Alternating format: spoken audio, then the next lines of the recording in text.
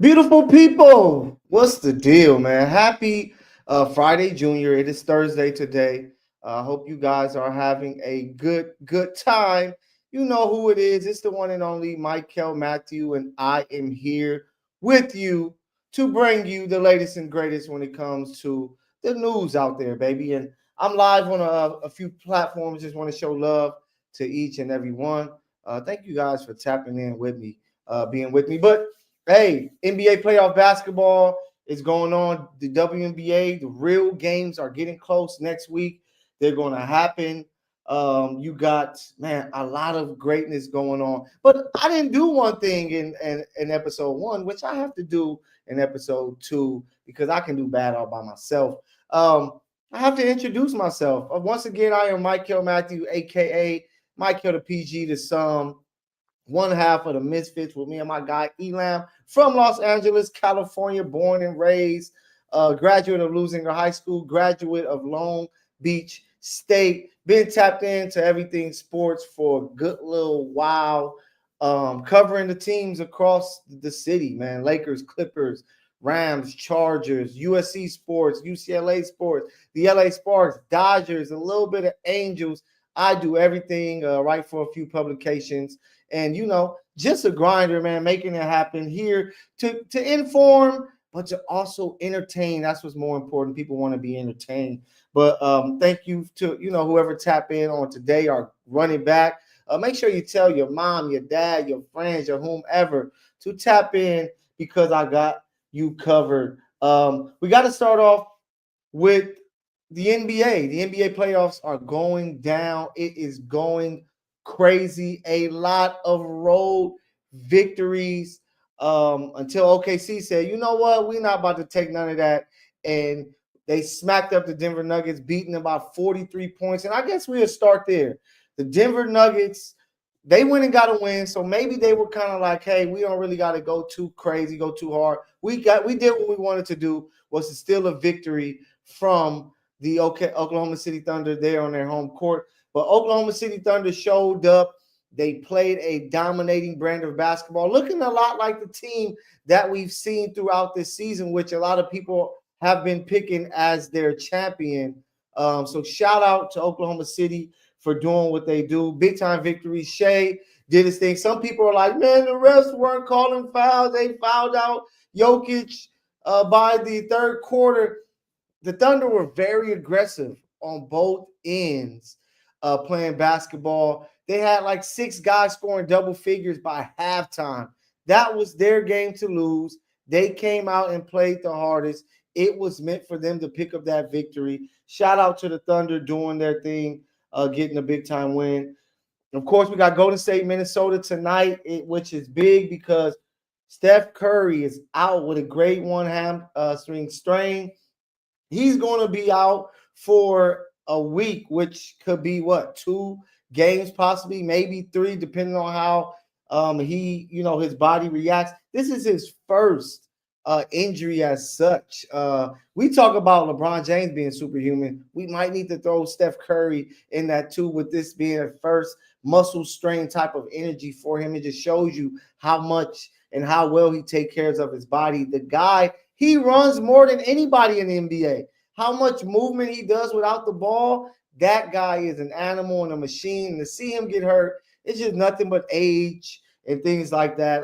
You're hoping that he can come back and be able to do something in this series. But for the Timberwolves, they have a golden opportunity. They had one in the last game that they didn't take advantage of. But now without Curry for an entire game, this is the time for the Timberwolves to make it happen and to knock off the Warriors without Steph Curry, because there's no way they should go down 2-0 going to San Francisco, because if they do, they are in a deep trouble and they are not going to win this series. That happens. And if you remember from the last episode 1 with your boy, I chose the Timberwolves to win the series in 7 games. So they got to step it up. They got to try to make some things happen because, man, they're some ballers and I trust in them. But game 2 is going to tell us tonight at 5:30. So it's going to be a fun one. I can't wait to see it. But what's really got me excited is what's going on in the Eastern Conference when it comes to the NBA. Because The New York Knicks, the Bing Bong themselves, are up 2-0 after stealing 2 games in Boston, being down 20 points, making it happen and stealing these wins. Big shots from Jalen Bronson, 14 points from Mykell Bridges there in the fourth quarter in the big time steal to seal the game. The Knicks are doing their part, looking like they might truly have a chance to go to the Eastern Conference Finals, which is nuts. And they might have a chance to host the Eastern Conference Finals, being the team with the top seed because of what's going on with Cleveland and Indiana, which I'm going to talk about next. But the Knicks are just playing solid basketball. They're playing playoff basketball. They're taking layups. They're shooting a mid-range shot, which is the most important shot, especially come playoff times, because you see it with the Celtics. Once you go cold from three, you can put yourself in a tough spot, and they are doing exactly that. They're getting hot early, then they're missing late, allowing the Knicks to come back and picking up a victory like they did in game 2 and like they did in game 1 as well. The Knicks has a big opportunity to make this happen because they're going to be back in New York this weekend. All they have to do is win 1 game. They go up 3-1. I am very confident that they're going to win the series because it is going to be tough for Boston to reel off 3 straight wins. So New York Knicks, Chuck, Shaq, they said it. Game 3 might damn near be a must win because you want to get that one. You go up 3-0, you don't know how Boston is going to react. They may fully tank to where you're able to sweep them, or if you allow them to win game 3, they're going to be like, hey, we're all right. They stole 2 from us at home. We just got to steal 2 from them. And if you allow them to win both of those games in New York, it is going to be big trouble. So that's why taking care of game number 3 will be huge for the New York Knicks to take care of that, because they can really take truly advantage of this series if they're up 3-0. But shame on you, Boston Celtics. Y'all got the truth, Paul Pierce, walking all the way to work, which I don't think he really did that. Like, y'all really think, bro, walked? Well, he showed us that it was going to take him a few hours to walk to his job.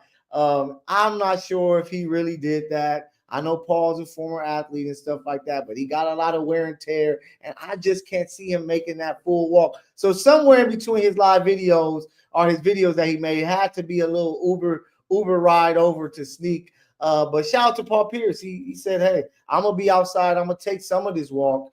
And he did exactly that because the Celtics let him down. And with the Celtics, it's just really bad. Like, I thought they took away all of my hate last season when they won the championship and made it happen. But this year, they're bringing it all back. I've been saying it for a while now.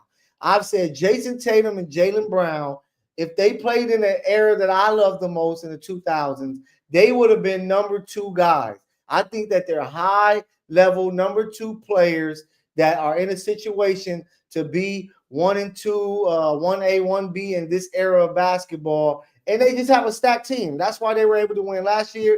That's why they were able to win a lot of games this year. But they are coming up short and small once again, like they never won an NBA championship. And it's very embarrassing for these guys because you will be thinking that they will be trying to take a step to say, hey, let's really take over this league and make it ours. But they're not playing up to par. Jason Tatum, I remember being live with Paul Pierce. Shout out to my old show, Courtside Radio. We went live with Paul Pierce some years ago at his hookah lounge that he used to own called The Truth. And I told him to his face, I said, I don't think Jason Tatum is a true superstar. Is he skilled? Is he a really good player? Yes. But a superstar player, I don't believe he is. I always had more trust in Jaylen Brown just because he's a dog. He's going to attack you. He's going to talk mess to you as well, where Tatum is like very quiet, kind of a passive guy. And I don't know if you can fully trust and say, hey, you take us home. And we've seen it in these playoffs. Like, he has not looked good at all. He has had his struggles, and the Knicks are fully taking advantage of it. And I'm always root for the Knicks because if you don't know me, well, I was a huge Stephon Marbury fan growing up. So whatever team he went with, of course, I'm all day Lakers, never leave the Lakers to the death of me. But I will be like, hey, I'm tapped in with Marbury when he was with the Minnesota Timberwolves, when he was with the Nets, the Suns, and the New York Knicks. So I will root for the Knicks then. So you know I'm rooting for them. Now they're going against the rivals. They're going against the Celtics, and they're finding ways to beat them doing their thing. So shout out to the Knicks. For the Celtic fans, I know you are hurt right now, but it's not over yet. If they can take care of business in game 3, like I said earlier, they have a chance to still win that series. So shout out to them. But I got to give major love and kudos to the Indiana Pacers. That boy Halliburton said the most over what? I am never overrated. He has stepped up and showed out, and Cleveland look like they are in a lot of trouble because unlike Boston, Boston's just losing games that they were up 20. Cleveland is banged up. They're unsure if Darius Garland is going to be able to come back and play. Evan Mobley was out. Let's see what he can come back and do. But, man, they're dealing with injuries, and now you got to go to Indiana, and Indiana is playing some great, great basketball. People forget that they were in the conference finals last year. They have some dogs on their roster, and they're making it happen, man. Halliburton is like, hey, I am a guy. I am special. Not only am I playmaking for my guys, I can go get my own rebound and do a step back, knock down 3 to shut you up. Can you imagine? We might have a New York Knicks, Indiana Pacers, Eastern Conference Finals. Both of these crowds have been amazing throughout the playoffs.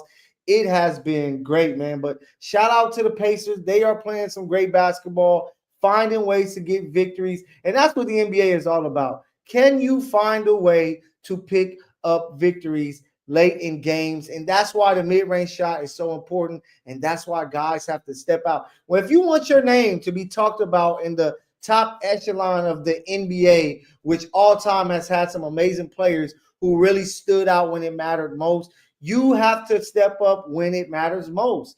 Cleveland, you had your chances, just like the New York Knicks. You have to try to come out and steal game 3. I mean, like the Boston Celtics, you have to try to come out and steal game 3, because if you steal game 3, now the pressure shifts to Indiana to where they have to win game 4. If not, game 5 is back at home. You have an opportunity to get the series exactly how you want it. Going back home up tied 2-2 will be perfect. So let's see what the Cleveland Cavaliers can do, because it's been ugly for these teams at home. But shout out to OKC for being the first team in the second round to pick up a home court win, because we always were taught that home court advantage truly matters. But so far, maybe it don't. I don't know, but I'm wrong about that. Home court has to matter when it comes to basketball. But, man, great things that we're seeing from Hoop. The numbers are great. This is why people have been screaming for defense and physicality during the season, because that leads to more great basketball. Just letting guys get easy layups, shoot threes all day, that isn't fun to watch. So we're getting everything that we want from basketball, and it's a great thing that we are watching. Just to keep it Hoop before I switch away from there, Giannis. They say Giannis may actually want to leave, and if he leaves, he wants to go to a major market. But it's going to be tough because he's not a free agent. You're going to have to trade some things, and I don't think the Lakers or Clippers here have anything really that they can offer unless they make it a 3-team trade or do something like that. So I don't know where fit is there. For New York, you might be in the conference finals. Hell, you might even make it to the NBA finals. Do you really want to blow that up to bring in Giannis and Antetokounmpo? For Miami, once again, I don't know if they have enough. And does he even want to go to Miami? Because if you got to trade away Bam, Tyler Hero, and whomever else, he's going to be stuck with nobodies. And he don't want to be. I know Miami is fun. He can have a good time. But that's a family man. He ain't even going to be out there in the streets like that. He just want to try to add championships to his legacy. And Miami won't have players to do so. So I don't see the fit. Where do you guys think Giannis is going to end up if Milwaukee decides to blow it up? Because most likely they're going to have no Dame for the season. Giannis and his team might say, hey, I want to try to add some more chips to my bowl, and I can't do it here with you guys, so I need to get somewhere else.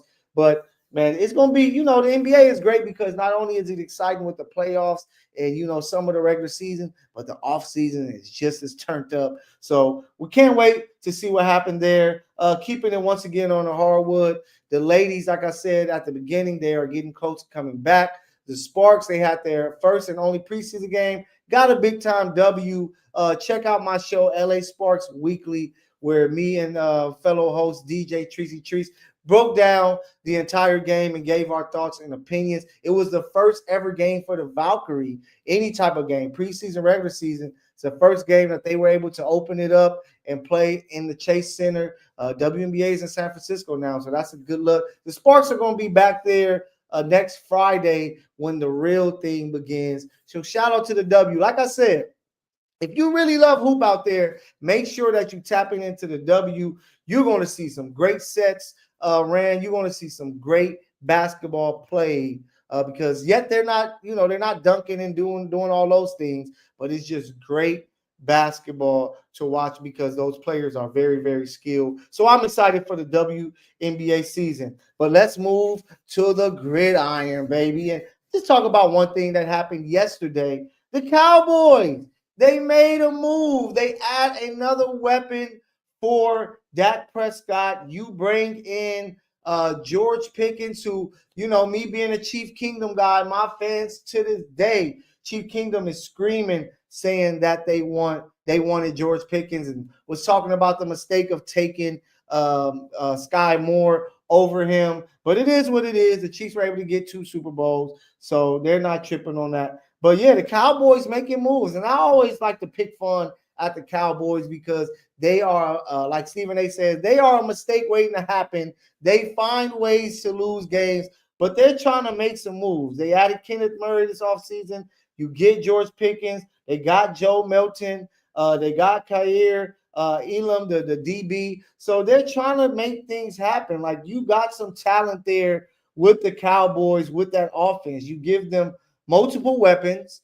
Now you have CeeDee Lamb, which now he can do a lot more work in the slot, where as long as Dak can push that ball and give George Pickens a chance, he's going to be fired up. It won't be as much double coverage because you got to see where CeeDee Lamb is. They got nice tight end play. They upgraded their running back room. The Cowboys' O-line is improving. Like, they're trying to do some things. They knew they had a bad year last year, but they're trying to do some things to get back on the right foot and play some good football. And I love this pickup. Like, I think that Pickens is a guy that can be a number 2 guy that can give you some number 1 production when you're trying to take away number 1. With the Steelers, it was tough. They want to play a different brand of football, and I just don't think he fit that mold. But having him there with the Cowboys is a good look. And I know Cowboy fans are excited about any move they make. They're always like that.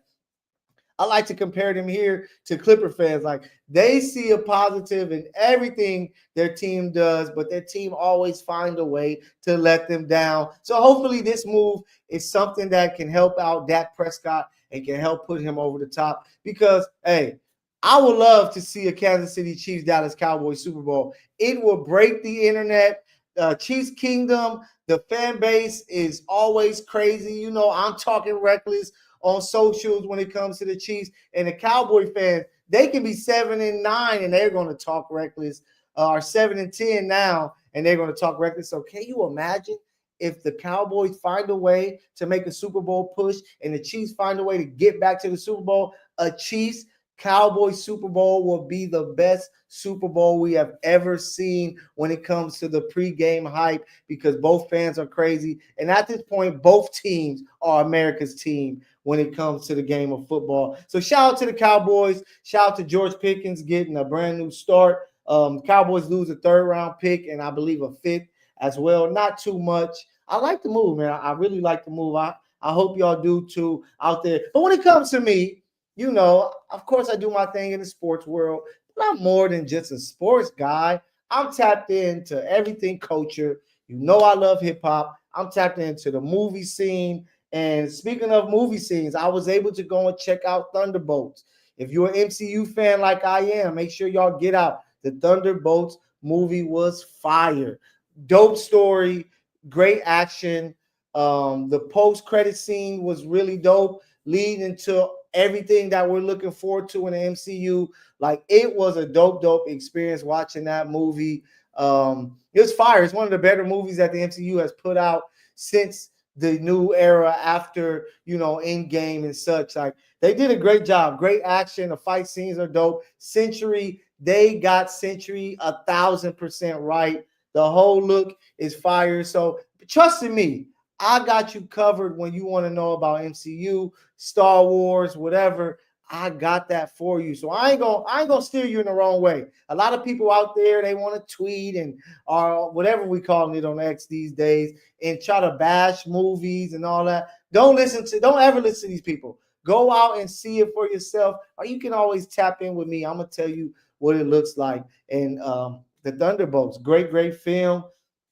The new Avengers, are they going to be that? I hope I didn't spoil it for people, but really dope movie. I loved it. I might have to go see that thing twice, or maybe I'll just wait till it come out on Disney Plus. But shout out to Thunderbolts, they did their thing. And throughout the socials, I got you covered. If you ain't really on that, I'm gonna tell you what people are talking about, and most of you guys probably know and heard about this whole, can 100 men really challenge a gorilla? And if you check out the show last Sunday of the Misfits with me and my guy Eric, he said that we got no chance. Bro, I believe that we can have a chance. If you give me some prime fighters, right? You give me 100 of them guys and they can, give them 20 minutes of game plan, then get into, a cage or in there in the field with a gorilla.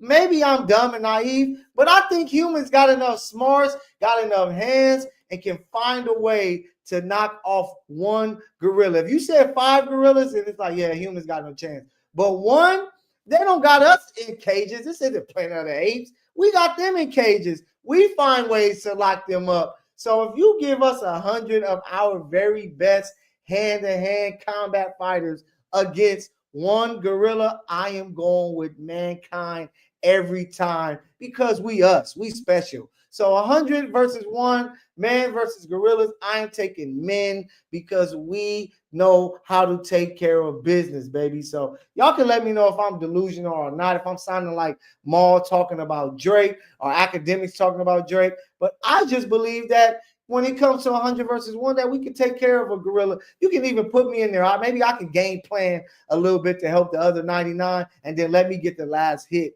to make it all happen. But yeah, I think that's very interesting. I want to give a shout out when it comes to the music scene. I'm tapped in to it. All types of genres when it comes to hip hop. Tapped into the oldies. If you need a playlist, hit me up. I got you for the oldies, R&B, everything, especially if you're a Spotify user. But I got to give love to my guy, Ray Vaughn. He's with TDE. He's from Long Beach. He has a dope mixtape. If you're a hip hop head like I am, go and tap in. Ray Vaughn, his mixtape is The Good, Bad, and the Dollar Menu. Very dope production. Very personable album, like very personal.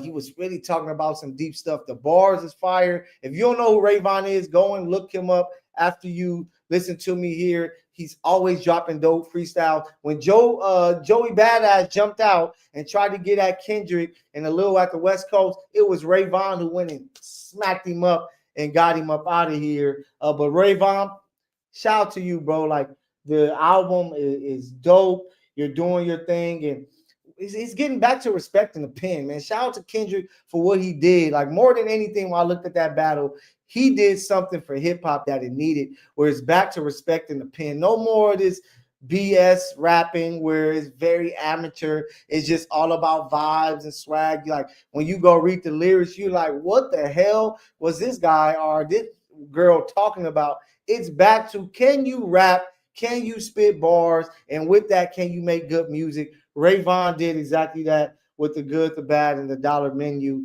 Dope project. And, I love that we respecting the pen. And you see DDG dropped the project, and I heard that it went double cardboard or triple cardboard, that nobody's tapping in because we not on that vibe. I hate seeing these streamers thinking that they can just go on a booth and just start making tracks or do it on their stream. Like, that has had, left hip hop kind of in trouble, to where we're trying to find these new stars because the rap game didn't do like country music and some of these other genres. They allowed anybody to get in there. As long as you went and got some writers and you had a following and it sounded good enough, you were somehow making it happen. Labels were coming to you. Look at Jello Ball. He dropped this song that everybody was rapping, and we haven't heard him swerve any corners in a while. Like, it's about bars. That's what's going to keep you with longevity in the rap game. The Jay-Z's, the Nas, the Eminems, hell, Cole, Kendrick, they've been in it for a while. Jadakiss, just to name, just to name a few. It's about the bars, and that's what keeps people locked in. So I don't want to see no more streamers trying to come out with projects unless you really got it and you got bars. Then people gonna take it serious. Other than that, we don't want to see none of that. We don't want to hear you say you a rapper no more because you guys are trash. So we don't got any time for it. Interesting conversations all throughout social media. Like I said, here with the Mykell Mathieu Show, I'm going to talk my sports and talk that. But for you that aren't on social media, I'm going to leave you with everything that you need to know what people are talking about. I like to watch the Joe Budden Show. If you haven't checked that show out, really dope podcast. But they talked about something very interesting, and it came from Paul Pierce, who I spoke about earlier, taking his walk. It came from him saying, talking about marriage, and he said marriage is for poor and old people, and boy, do I disagree. I think that marriage is truly about love. I believe that marriage is truly about finding that partner, whether you biblical, a biblical person or not. But even in the Bible, it says two is better than one, and we all know that two is truly better than one. One person trying to do a lot with life, it's much tougher. But if you can have a partner that is with you, that you believe in, that believe in you, it makes everything so much better. And I hate that we in an era that people don't really look for, love and try to be married and things like that. Everything is about just trying to turn up, have fun, having situationships and things like that. Where, I grew up in a home where my parents, before my father passed a few years ago, they were married for 35 years, dated for 40 years, and they just gave each other that balance. And they never talked about, is it 50-50? Is it all this nonsense you see on social media? It was just about however we figure this out together, that's how we figure it out. I love you, you love me. We going to make it happen, and we going to rock out together and grow a family to where we went from living in apartments to, having a home that people want to come and purchase because it's in a great area and things like that. So shout out to my parents, of course, my mom's, rest in peace to my pops, and shout out to all the lovers out there, because I think that it's very important that we teach these kids growing up that, hey, if you can find a great partner, and that's what's very key, is finding a great partner. So you're not just settling for the first person that you react with or just going off the butterflies. Like, it does have to make sense. Are they grinding like you? Are they passionate about themselves? Do they want to be successful?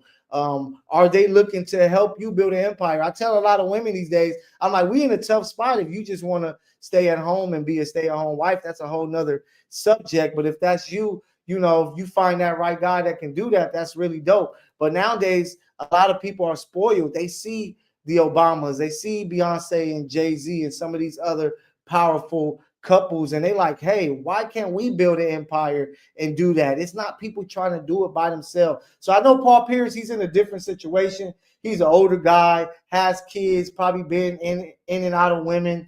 And he's at an age, he said he grew up with his mom was single and she didn't get married till she was 70. Everybody's situation is different. I'm not saying that marriage will eventually work for everybody, but I believe that having a partner with you is it can only be beneficial. And if it doesn't work out, hey, things happen in life, they just don't work out.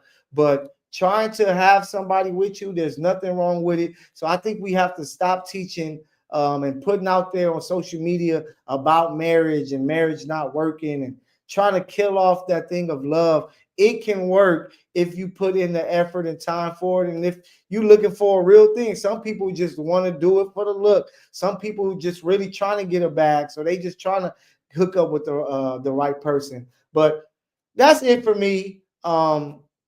Let me know what you guys think of the stuff that I'm talking about. Like I said, here with the Mykell Mathieu Show, you are going to get a lot of things, and it is going to come from your truly. I'm your new favorite sports personality. I'm your new favorite entertainment personality. I am here to update you what's going on with the sports world, what's going on with the culture, entertainment, and so forth. I got you covered. I thank you guys for tapping in. I'm gonna be back with you. I missed yesterday. I had to do some family stuff. Shout out to my nephew Dre, did his thing with his band yesterday. But I'm back with you. Like I said, Monday, Wednesday, Friday. You can check me out, the Mykell Mathieu Show. Tell your mama, your daddy, your granny, your homie, your best friend, whomever, to come and tap in and show me love. For those who are watching it live, let them know. Hey, you can go check it out on the YouTube. Follow the Misfits Live to check out the show, or you can just come to me on Twitter,